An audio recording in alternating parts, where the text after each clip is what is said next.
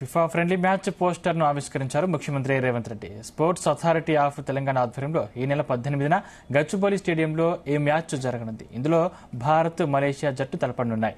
Poster ఆవిష్కరణలో ఉప ముఖ్యమంత్రి భట్టి విక్రమార్క, మంత్రులు శ్రీధర్బాబు, పొన్నం ప్రభాకర్, ప్రభుత్వ సలహాదారు K Keshava Rao, Vem Narender Reddy, Srinivasaraju, sports authority of Telangana chairman Sivasena Reddy, TPCC అధ్యక్షుడు ఎమ్మెల్సీ మహేష్ కుమార్ గౌడ్, మధుయాష్కి గౌడ్, పలువురు ఉన్నతాధికారులు పాల్గొన్నారు. ఈ మ్యాచ్లో భారత్ గెలవాలంటూ శుభాకాంక్షలు తెలిపారు.